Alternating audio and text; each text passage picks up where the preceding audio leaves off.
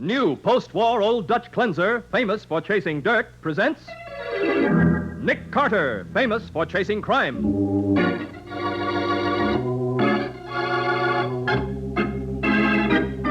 Every week at this time, two great names are joined, as new post-war Old Dutch cleanser brings you one of the most resourceful and daring characters in all detective fiction, Nick Carter, Master Detective.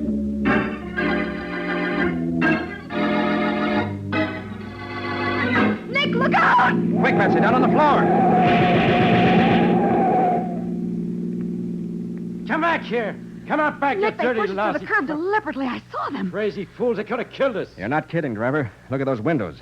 Hey, those ain't... Oh, yes, they are. They're bullet holes.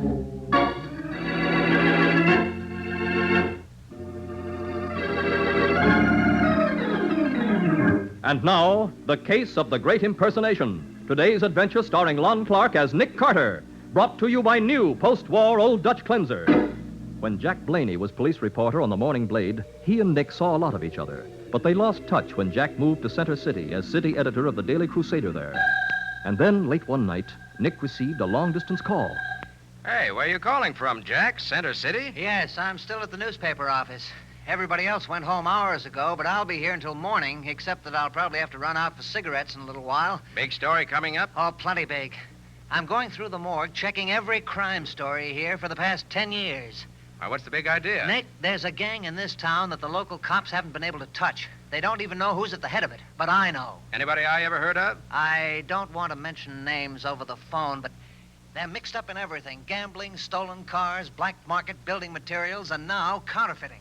Well, look, Jack, you better get in touch with the Treasury Department then. Counterfeiting's their job. No, I want to get the evidence myself first. This is really big stuff, Nick. And if I swing it, it'll give me a national reputation as a newspaperman. But, Jack, if you know so much about their operations and plans and you know who's at the head of the outfit, you're I the spot. haven't any proof, Nick. I just happened to overhear a scrap of conversation between a couple of drunken mobsters in one of our local gin mills. They mentioned their boss's name, and then I heard something about Arlie Grinner, and then... Arlie Grinner? Yeah. He's going to supply the counterfeit money, and the mob here will distribute it. Look, Jack, take my advice, will you? Call the Treasury Department. I'll make a bargain with you, Nick. If you'll come out here for a few days and help me get proof to back up what I know, I will call them before I take any action. Now, wait a Oh, minute. it means a lot to me, Nick. Breaking this story will put me ahead 10 years in the newspaper game. I'll have offers from... Okay. Patsy and I'll catch the next train. Oh, swell. Well, now I'll get back to work. So long, Nick. Goodbye. See you tomorrow. Right. Shut off the recorder, Benny. That's all there is. They hung up. That sneaking rat Blaney, hiring a private eye from the big town. Oh, when the boss hears this record, he'll blow his top. Well, the boss must have figured something was up, or he wouldn't have had us tap Blaney's phone wire. Hey, I hope he thinks of some way to keep this Carter guy from coming here. I heard about him. Don't worry about Carter. When his train pulls in tomorrow, we'll be ready for him. But tonight, we're going to take care of Mr. Blaney.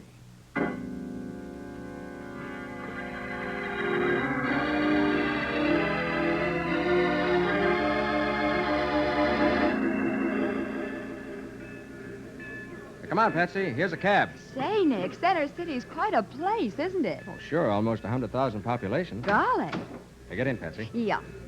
Where to, brother? The Morning Crusader officer. Check. Hey, there's another cab round. I'm in a hurry to get to the Hotel Bradford. Be all right with you if I...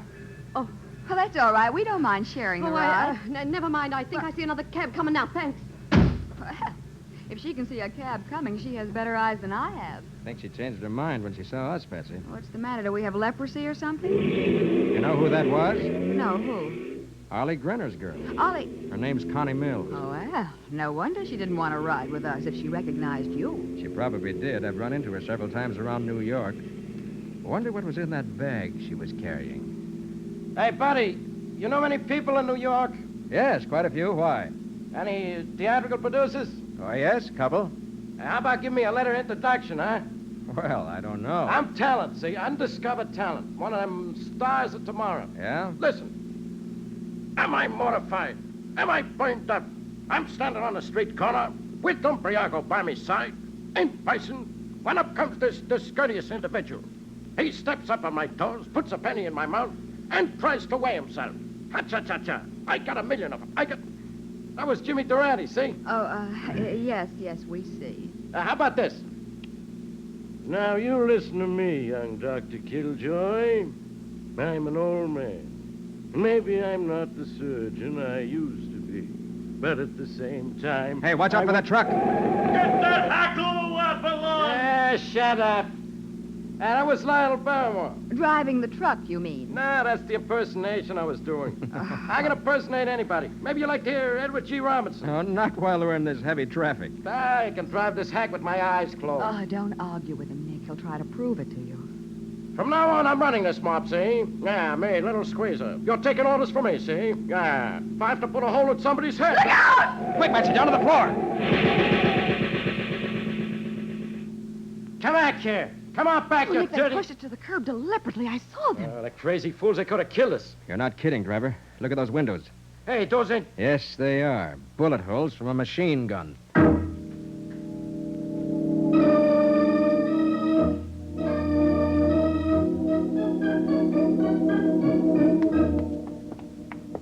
This is the office, Nick. See on the door, Jack Blaney, city editor. Girl said to walk right in, but did you notice how oddly she said it? Yes, as if she were frightened or something. Well, maybe Jack can explain. Yeah.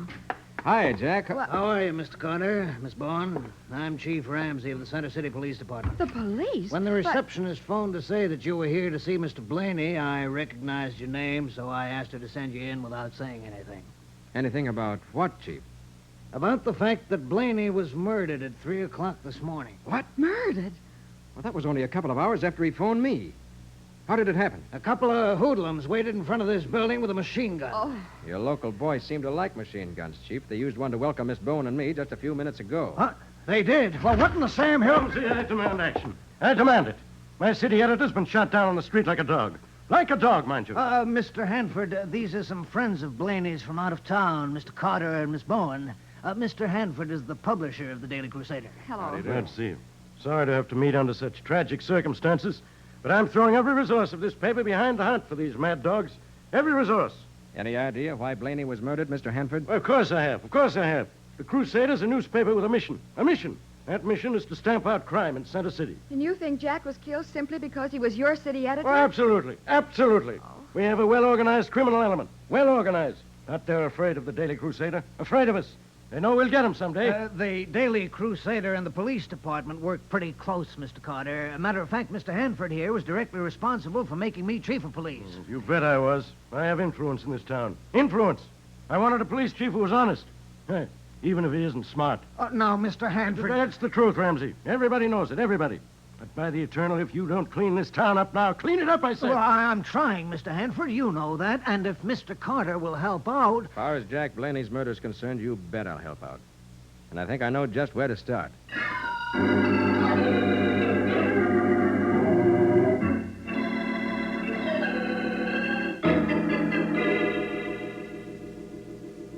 I'm sorry, sir. There's no Connie Mills registered at this hotel. But, Nick, she certainly said the Bradford Hotel. Maybe she's using another name, Patsy. Oh, yeah. Look, clerk, the young lady I mean probably came in about an hour ago. She has red hair, Hennaed red hair. was wearing a green dress, a green and white hat, and... Oh, I remember her. But she checked in under the name of Turner. Wait till I look at the card. Oh, using an alias, huh? Here it is. Miss Jean Turner, New York City. That's probably the one. You'll find her in room 1018. Thanks. Come on, Chief.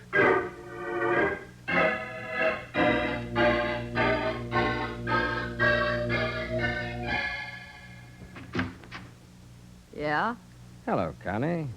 What's the idea? What is this, a pinch? Is it, Mr. Carter? No, Connie, we'd just like to look around and ask you a few questions. Well, just a minute. Nick, if she locks that door... She won't get it locked. There.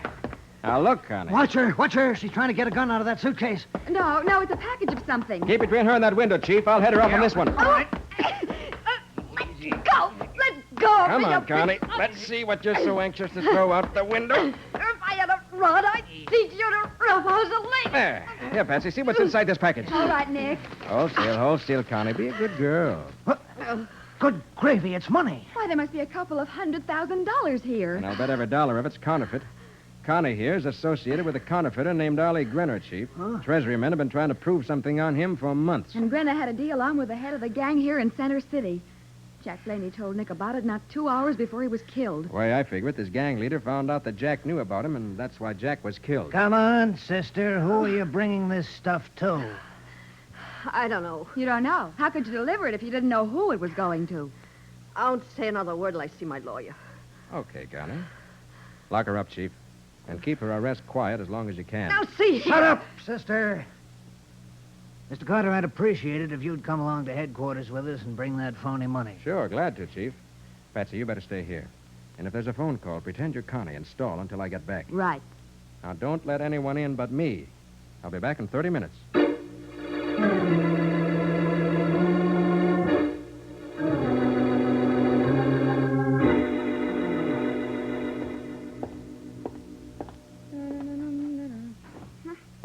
It's almost 30 minutes since Nick left.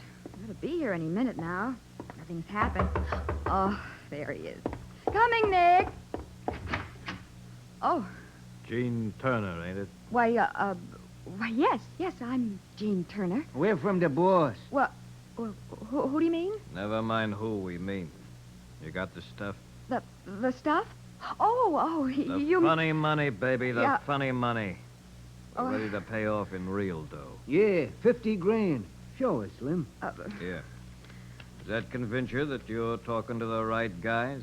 Well, you see, boys, there's been a little hitch. Have you got the stuff or ain't you? Well, not right now, but if you'll come back in half an hour... What kind of a runaround is this? You knew we'd be here for it at 9 o'clock tonight? Oh, yes, but, look, come back in half an hour and I'll explain. Explain sooner than that, baby. Well, Get your hat. But my hat? Yeah, you're going to explain to the boss in person.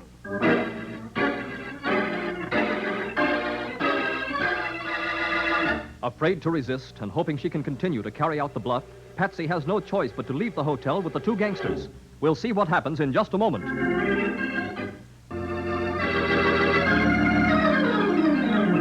Now back to The Case of the Great Impersonation. Today's adventure with Nick Carter, brought to you by new post-war Old Dutch cleanser. After sending a telegram to the nearest office of the Treasury Department, informing them of the counterfeit money found in Connie Mills' luggage, Nick returns to the Hotel Bradford, expecting to find Patsy waiting in Connie's room. Finding the room empty, he goes to the hotel desk. Miss Bowen? Yes, Miss Bowen. Oh, the young lady who came in with you. Yes. Have you seen her? Why, she just this minute left with two men. With two men. Well, they must have been coming down the elevator as you went up, Mr. Carter. What do they look like? Well, they were rather hard-looking, flashily Which way they dressed go? and- through the street door. Perhaps you can still catch them. It hasn't been more than a minute since they left. Hi there. You looking for a cab? Yeah, the girl who was with me when you picked us up at the station. You see her just come out of the hotel with two men? Sure, they got into a black sedan. That's it. Up at the corner waiting for the red light. Oh, there they go. The light's changed. Catch up with them. Don't let them get away. Anything you say, pal. Hey, you really gonna introduce me to some of them theatrical producers? Catch that car. I'll introduce you to every producer in New York. Rather you made a deal.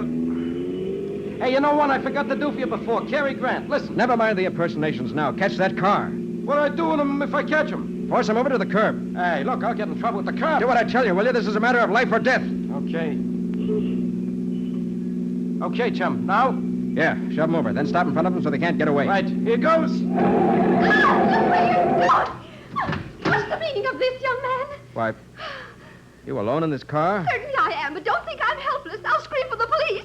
Look here, driver. I thought you said Patsy and those two men were in this car. Gee, pal, I thought it was this one. All these big black sedans look alike. I'm sorry. Tell me about it later. Sorry, madam. It was all a mistake. Oh, the idiot is this... Driver, take me to police headquarters right away. And see if you can impersonate a cab driver in a hurry.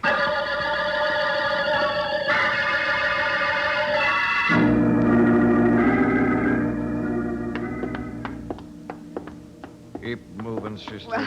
Boss is going to be mighty interested in why you ain't got that dough. And whatever your reason is, it had better be good. But I told you that... Save it for the boss. Yeah, right through this door. Okay. Hey, boss, I brought... Slim, I told you and Benny never to come here to my home. I told you that... Mr. Hanford. What's she doing here? This is the girl Arlie Granner sent with his stuff, boss. But she ain't got it. And she acted so funny about it, we thought you'd... You're fools. Fools, both of you. So you're the boss, the great reformer, the man who fights crime. Shut up. Shut up. Is something wrong, boss? This isn't the girl Grenner sent. She's Nick Carter's assistant. His assistant, do you hear me? But we went to room 1018 at the Bradford like you told us, and she said her name was Jane I don't Turner. care what she said. So you're the gang leader Jack Blaney found out about. And it was you who killed him, A you regrettable dirty... necessity, my dear. A regrettable necessity. Now I'm afraid we must take the same measures with you. What? The same measures. We gotta bump the dame off, too? Oh, no, Hey, look, no. boss, this ain't so good if she's Nick You Carter's do as I assistant. tell you, exactly as I tell you. Perhaps we can make it appear an accident. Oh, no, please, What please, no. kind of an accident, I boss? don't know yet. I'll have to think it over. You wouldn't. Take her out to the old Deschler place. Wait for a call from me. When I make up my mind. Okay, boss. Come on, baby. We're going right. Let me go. I'll scream. I'll raise the whole neighborhood. No, you won't. I- Too bad I had to slug your sister. Now you won't get no chance to scream, ever.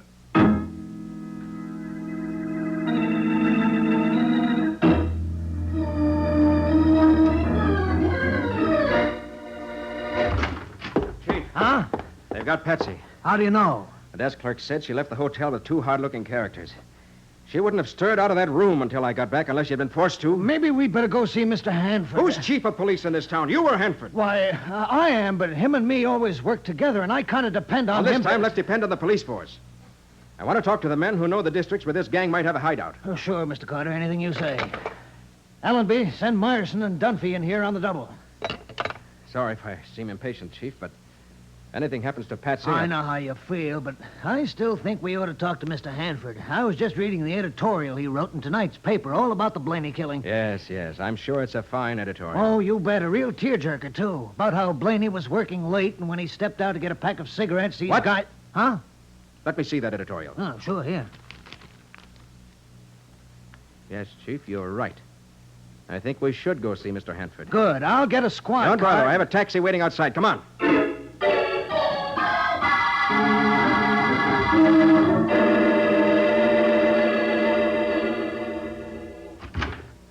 See, what's the meaning of breaking... Look here, Hanford. I'm going to give you just 2 minutes to tell me where your thugs have taken Miss Bone. And if you don't tell me, I'll wring your scrawny old neck. What? No. Look, Mr. Carter, I know you're excited. Excited?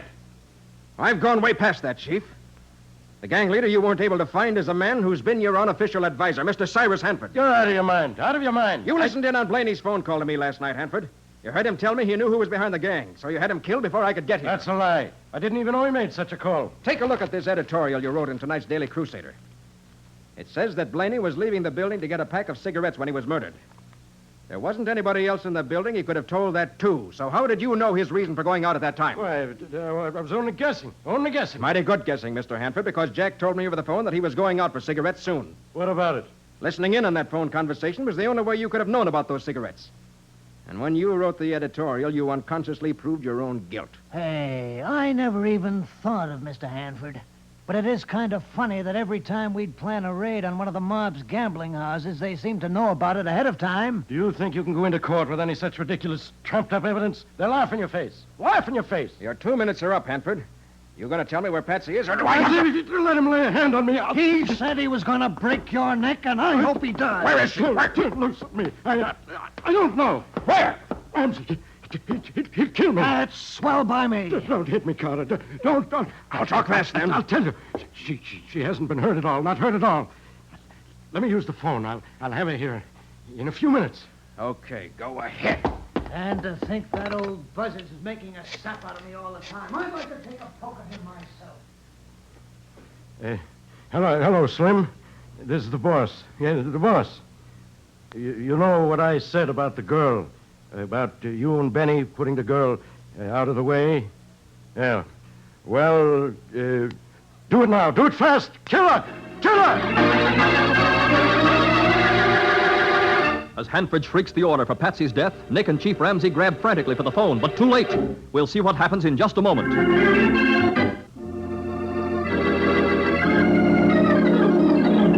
Now for the conclusion of The Case of the Great Impersonation. Today's adventure with Nick Carter, brought to you by new post-war Old Dutch cleanser.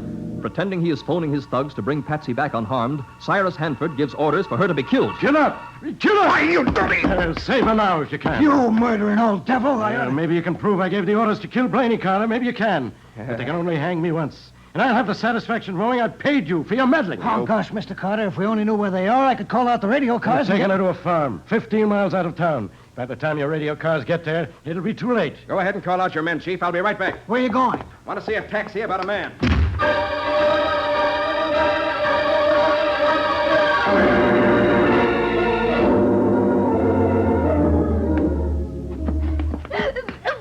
Let me go, please. Ain't gonna do you no good to fight, sister. Sure. You keep twisting around like that, and it might take 2 or 3 slugs to do the No, job. you can't. Just one bullet right between the eyes. No, no. That's the phone, Slim. Well, so what? Well, nobody be calling out here but the boss, would they? No. Okay, I'll get it. Hang on to it, Benny. You bet. If you kill me, Nick will find out. He'll run you down. Hush. Yeah? Hello, Slim. This is the boss. This is the boss again. Yeah, boss? Is the girl still all right? Is she all right? We're just getting to that little matter now, boss. Well, everything's changed. It's all changed. Carter's found out about us. He's found out. We've got to get out. We've got to get out fast. Okay, but what about the dame? Bring her with you. We're taking her along as a hostage. Carter won't dare try to stop us if we have her in the car. He won't dare. Hey, that's a smart idea, boss. I'll wait for you at the corner of 9th and Livermore in a green and white taxi. Green and white. I'll bring the girl and pick me up there in 20 minutes.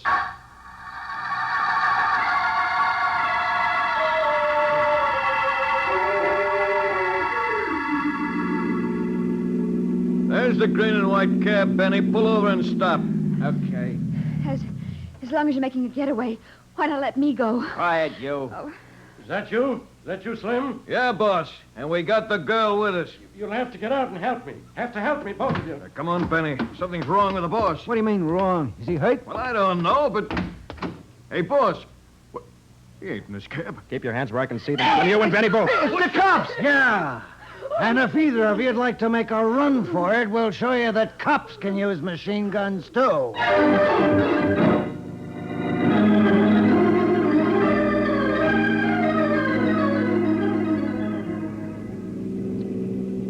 Better drive a little faster, Chris. We don't want to miss our train. I'll get you there, pal. Nick, Hanford had an almost perfect setup, didn't he? Just about, Betsy. Of course, no one ever suspected the city's most fanatical reformer. Well, not only that, Hanford actually helped plan the campaigns against himself, so that he knew every move the police would make before they made it. Yeah, but there were some arrests, and some gambling houses were closed. Ah, but never any of Hanford's.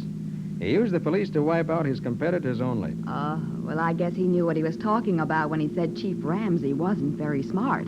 Well, it was ideal for Hanford's purpose. Yeah. Everyone knew the chief was strictly honest, and yet it was easy for Hanford to make a fool of him. Tell me, Nick, how did you ever induce Hanford to put through that second phone call? The one that made Slim and Benny bring me to the place where you and the officers were waiting. Oh, that. I couldn't make him do that, Betsy. But he did it. Oh, no, he didn't. That was Chris, our impersonating cab driver here. It was? Yes? That was me, in the flesh. But if it was Chris, how did you know what number to call? I listened very carefully to Hanford's dialing when he made his phone call. Oh, and you counted the clicks so you knew what the number was. Right, so while the chief called out his men, I dashed down and got Chris, who was waiting in his cab at the entrance to the building. I told him what number to call, and he made the call, in Hanford's voice. Well, I'll be darned. And don't forget them producers, pal. I won't, Chris. They'll listen to you if I have to tie them down, and that's a promise. Gee, thanks. I'll do the same for you sometime. The same for you. Oh, Nick, that really sounds a lot like Hanford. Over the phone, it was close enough. It was the only thing I could think of that would be fast enough. And believe me, Chris gave a star performance. It was a cinch. Everybody in Center City knows that funny way old man Hanford talks. I told you I could impersonate anybody. Chris, you're wonderful. Hey, I got another one I want you to hear. Margaret O'Brien. Margaret Oh, no, no.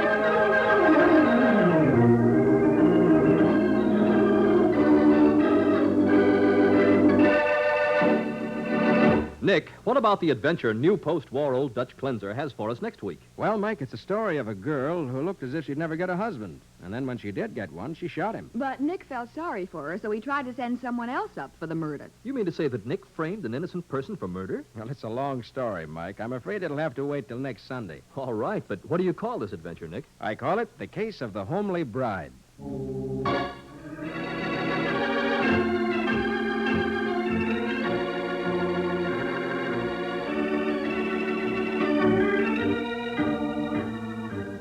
Nick Carter, Master Detective, is presented each week at this time by the Cudahy Packing Company.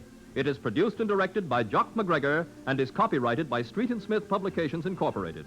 Charlotte Manson is featured as Patsy. Today's script was written by Jim Parsons. Original music is played by Henry Silverne. This program is fictional, and any resemblance to actual persons, living or dead, is purely coincidental. With millions of additional children entering our schools during the next few years, the nation faces serious educational handicaps.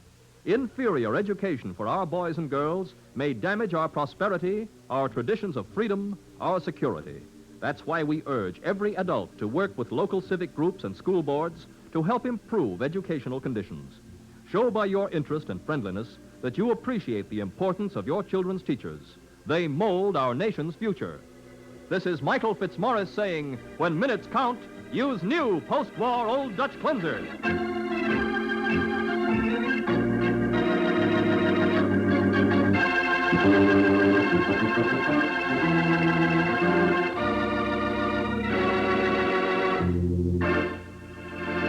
This is the Mutual Broadcasting System.